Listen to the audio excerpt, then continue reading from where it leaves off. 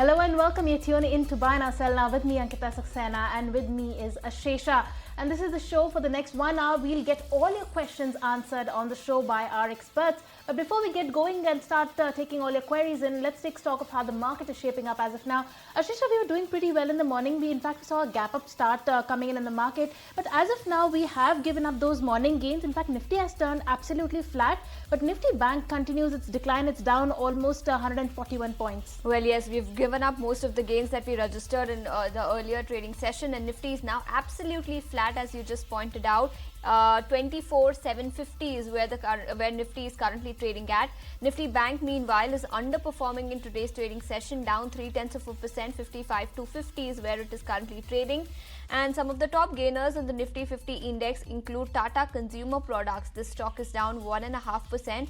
Top loser on Nifty, we have Jio Financial, which is down over 1%. Bharat Electronics, Shriram Finance, Bajaj Finserv. All of these stocks are exerting pressure on the Nifty 50 index.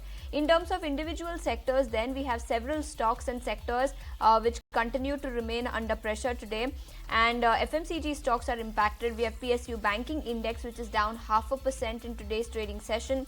We have Indian Bank, which is down 1.5%. Union Bank, Bank of India, SBI, all of these stocks are under pressure today. So a whole host of stocks which are under pressure from the PSU Banking Index. And from the FMCG basket, we have Tata Consumer Products, which is one of the losers from the Nifty index as well. But apart from that, Godrej Consumer Products, United Breweries, these are also some of the losers from the FMCG index. But on the gaining side, though, we have several sectors which continue to gain in today's trading session. So we have Metal Index, which is shining bright. In fact, Nifty Metal Index is up 0.7%. We have Jindal Stainless, which is up a solid 2%. We have Hindustan Zinc, Jindal Steel, all of them gaining in excess of 1% in trade today. But this is a show where we answer all your stock specific queries, so keep sending them to us. You can WhatsApp it to us on the number that will flash for you on your screens right now. Mention the name of the company, quantity that you're holding, or if you intend to purchase them, mention the name of the company, your time horizon, and we'll try to get them answered over the show over the course of the next 1 hour. And to discuss exactly that and to answer all your stock specific queries, we now have Sharmila Joshi joining us on the fundamentals. Sharmila, thank you so much for taking your time out and joining us here on ET Now. And we have Padma, who is a senior citizen. She's asking for your view on Siemens. What will your view be on the entire capital goods space, and especially Siemens, if someone wants to make a fresh entry into this company? Yes.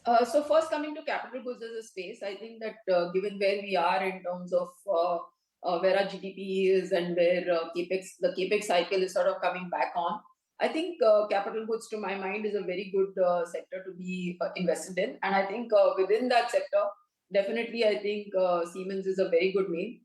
We've had a demerger there, so don't go by the price as compared to the 52-week price. Having said that, I think the valuations are quite compelling for Siemens at this rate. So yes, I think it's a buy with a long-term perspective. Right. Hi, Sharmila. This is Ankita also joining in. Good morning to you, and thank you so much for joining us. And the next question is coming in from Anil Malhotra, who's from Delhi. He is a senior citizen and he holds 2,000 shares of Reliance, and he's bought it at an average price of 828 rupees. He wants to know that at what price should he be, selling. He wants to basically sell 1,000 shares and perhaps with a time frame of 3 to 6 months. But he largely wants to know your view on Reliance. We know Reliance is one of the stocks that hasn't really done much in the last 1 year. It's only in the last 2-3 months back it had really started moving up. That's why we saw the movement coming in on Reliance. But going ahead, how do you see Reliance panning out?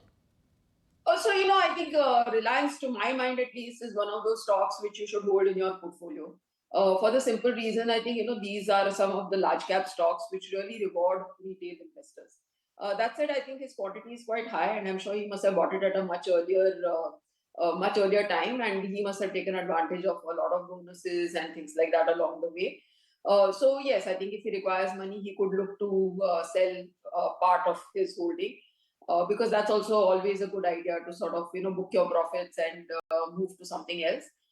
That said, coming to whether you should hold Reliance for the long term, I think that would be a definite yes. simply because I think some of the new businesses that they entered into, we've seen that they managed to deliver very well on those. Whether we are talking of telecom, whether we are talking of retail, and good growth has come from that space. So that's something also that I expect would continue. So having said all that, I think for me, Reliance is a hold.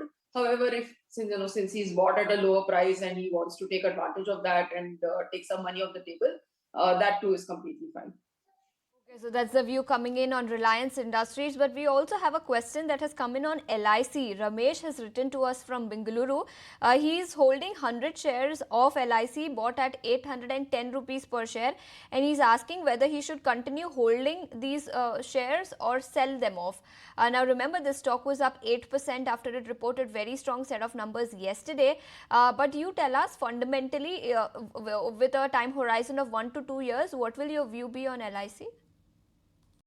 So the view on life insurance as a space is positive. That said, I think for the strategy for me really has been to hold a sort of a basket of life insurance stocks. And very honestly, largely I've looked at the private insurance players like an HDFC Life, SBI Life, Pru Life. That said, I think LIC is one of the strong contenders within this space, and with with the kind of numbers that we saw from them, the quarter numbers, that certainly indicates better things to come. So I think yes, for me the stock would be a hold, and I think if you wanted to add something else, probably look to add HDFC Life, because then you will have a nice. That would also be another nice basket to have, where you have LIC and HDFC, one private and one public player. All right, moving on from the life insurance space, let's move to the banking pack now. This query is coming in from Satya, who's writing in. He's been holding for a couple of years now Karnataka Bank at a buying price of 200 rupees, IDBI Bank at 58 rupees, and Indian Bank at 380 rupees. He wants to know whether he should be holding it for the next 1 year, or should he be switching to any of the better prospects. So Sharmila, tell us, are these three names good to hold for the next 1 year? If not, then what would be your suggestion?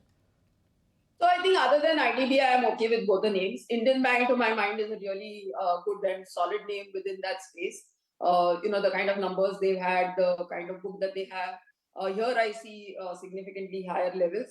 Karnataka Bank also at this level seems fine.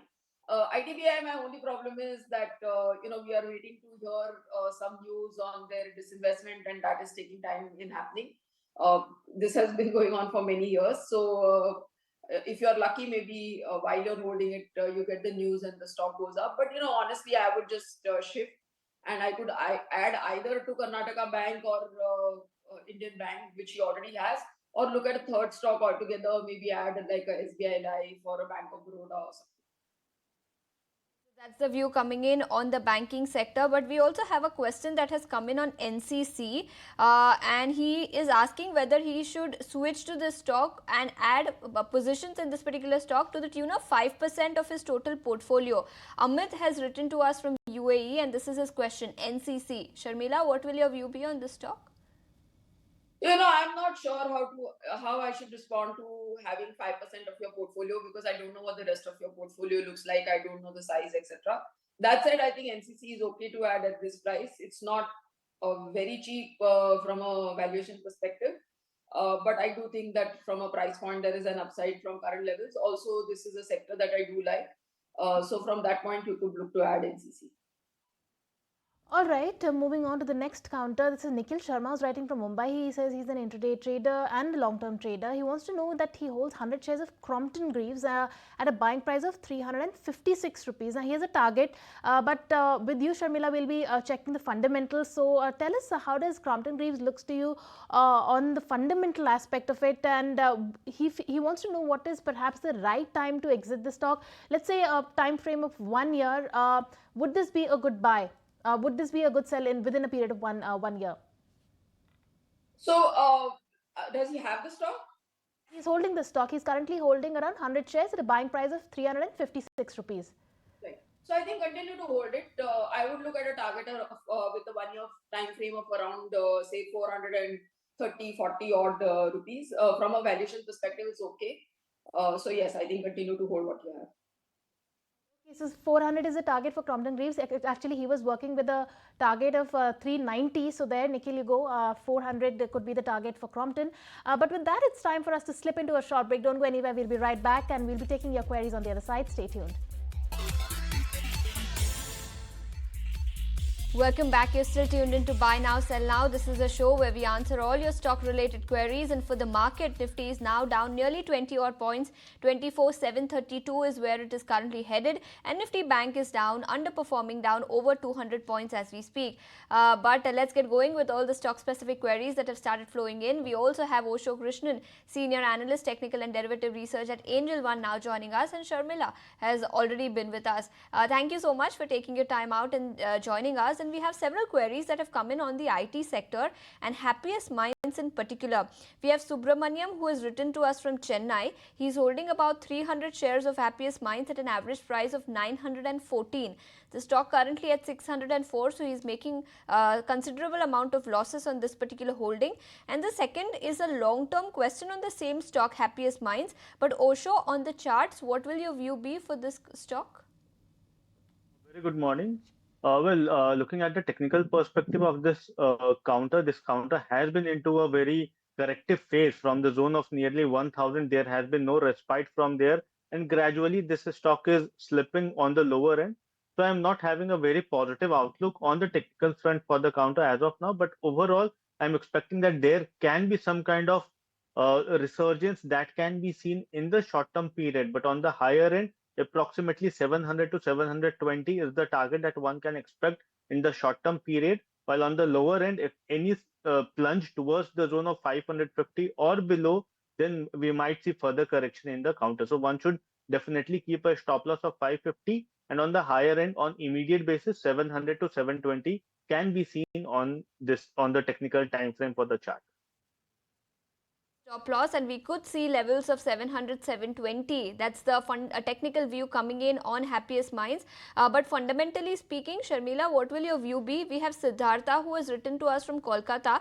He's holding 90 shares at the price of 389 rupees per share. Wants to know your long-term view on this company.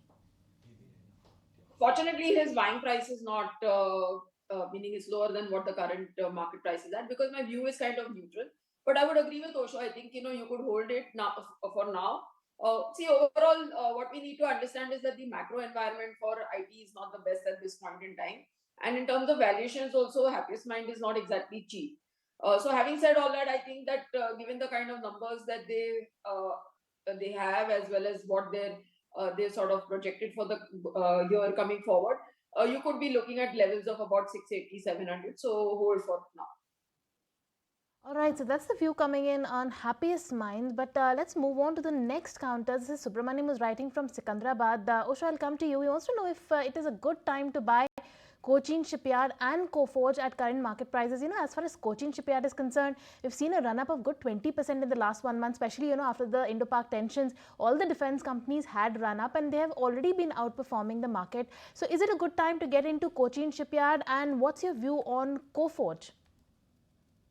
Definitely, if we will be looking at the resurgence for Cochin Shipyard, then this counter has seen approximately 20% movement in the current month. But overall, there is still potential for the counter to retest the zone of 22 to 2400 from medium-term time frame.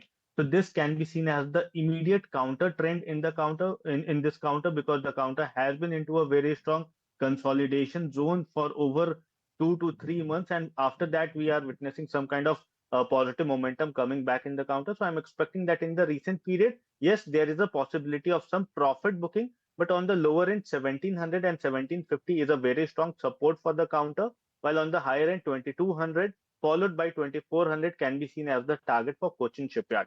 So one should definitely stay invested in this counter for the higher targets of approximately 2400 from medium term time frame. Now coming to Coforge, then this counter overall have seen some kind of consolidation in the recent period, but technically there is a possibility of a kind of a reversal from here onwards. So I'm expecting that in the short term period, the counter is having a stiff resistance around the zone of 88 to 9000 kind of a zone. Once it breaches the zone of 9000, then we can see a decisive upsurge in the coming period. But overall, there is a possibility for the counter to have a kind of a positive momentum. On the lower end, the support lies around the zone of 8100, while on the higher end, 88 to 9000 is the immediate resistance. Once it breaks through the resistance zone, then we can see it testing the zone of nearly 95 to 9800 in the coming period. That's the view coming in on Coforge and Cochin Shipyard. But we have Jacob who has written to us from UAE. He's holding some 100 shares of Jubilant Foodworks, which were bought at 670 rupees per share, and 100 shares of Vedanta, which were purchased at 370 rupees per share. His time horizon is about 5 years, so he's clearly a long-term investor. He's asking if he should accumulate more at the current juncture or whether he should exit from both these positions. Sharmila, what will your view be on Vedanta and Jubilant Foodworks? Hold. Very honestly, I don't. I'm not too enthusiastic about either of the stocks, but for now, for me, they would be a hold. I think Jubilant Food, the valuations are a little expensive now, but since the time horizon is 5 years, I do see an upside from the current price. So I think for now that stock becomes a hold. Vedanta, of course, has that whole they are going to separate into separate companies, etc. That whole demerger uh, to play out, and that could give you good value because the sum of parts of those companies could be worth more than what the current market price is. That is has been the expectation. So I think you need to wait this one out and see how that demerger actually plays out. So as I said, given the fact that the investor has a 5-year horizon, both stocks are okay. All right. So coming to you, Osho, then this is Narendra, who's writing from Surat. He's a senior citizen. Now he's holding 10 shares of Trent at a buy price of 7,500 for a longer period. But he wants to know if this is the right time to get into Trent. He wants to buy more shares of Trent, but he wants to know if this is the right time to get in. Is this the right buying price as far as the current market price is concerned? Osho. See, overall, there has been a very strong consolidation in Trent as of now, but there has been no significant breakthrough from the consolidation zone. So I will recommend to hold on to investment perspective or averaging out the counter, because on the higher end, the time it breaches the zone of nearly 5750, which is the previous swing high on the weekly time frame chart. So that will be a very crucial zone from where I am expecting the counter to regain some kind of momentum in the coming period. So wait for the levels to cross over. Once it crosses the zone of 5750, then one should definitely try to accumulate the counter. On the higher end, the next immediate potential target that one can expect is approximately 6300, followed by 6600 from a short to medium term time frame. Okay, so that's the view on Trent, but a retired 73-year-old viewer has written to us. He says he's holding 400 shares of IRFC at 160 rupees per share. He's asking whether he should continue holding at the current market price or average by purchasing more shares, and he has a 1-year time frame. So Osho, what will your view be on IRFC? The stock currently is at 140 odd levels. See, currently the counter is at a very crucial juncture where it is on a verge of giving a breakthrough from the on a positive front. So I will advise to wait for some period. If the counter breaches the zone of 145, which is the 200-day simple moving average, because from a longer period the counter has, from 1st October 2024, the counter has not surpassed the zone of 200-day simple moving average. So one should wait for it to cross over 200-day simple moving average. Once it does that, then only one should try to accumulate this counter. On the higher end, I'm expecting the short-term target to be near about 165 to 170. And again, we need to review once it reaches the zone of 170. That's the view coming in on IRFC. But coming to you, Shamila, Asian Paints, this is Anita writing from Pune. She wants to know, she's bought Asian Paints at 2,954. She wants to know if she should sell it or hold it, because, Asian Paints, she's already sitting on a loss, and this is one counter that hasn't really given any returns. Given the competitive intensity also, in the paints business, how likely is Asian Paints likely to give any returns? Should she be selling it at this juncture? Because I do think that from this price, all the negatives are sort of priced in. We should not forget that the troubles for Asian Paints are not new. So we've gone, what I'm trying to say is that we've gone from a situation where everybody had Asian Paints and it was your favorite stock within the paint sector. So you gave it a valuation which was higher than the other paint stocks, to now that PE correction taking place, competition coming in, the company responding to the competition in terms of market share, pricing, etc. So I think from now there could be a recovery. So I just think that this would be the wrong time to sell the stock. But yes, I don't think I see it going up in a hurry, and definitely not getting the kind of PE levels that it got earlier. So from that perspective, if you want to exit the stock is fine, but I think that you should be a little patient and continue to hold it. Continue to hold on to your position. That's the view coming in on Asian Paints on the fundamental side from Sharmila. But we have Anup Kumar Singh, who has written to us from West Bengal. He is holding about 500 shares of Castrol India at the price of 230 rupees per share. He is asking for both a short and long-term view on this particular holding. Osho, on the charts, what does the stock suggest? Castrol India.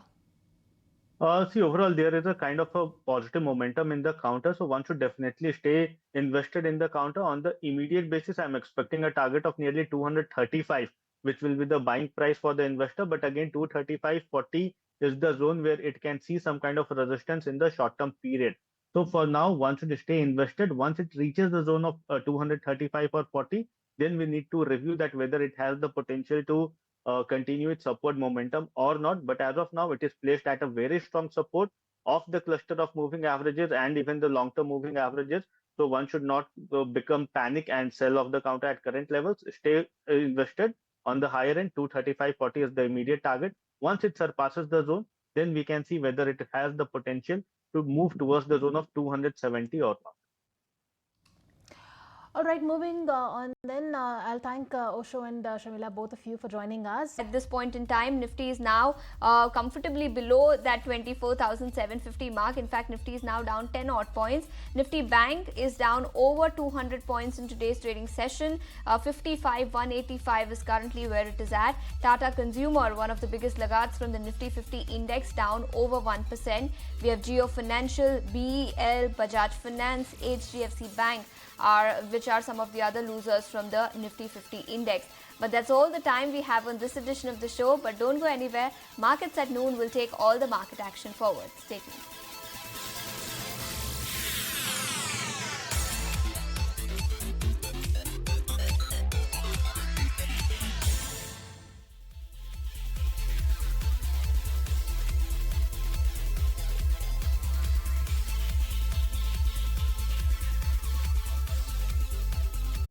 If you like this video, then like, share and subscribe to ET Now.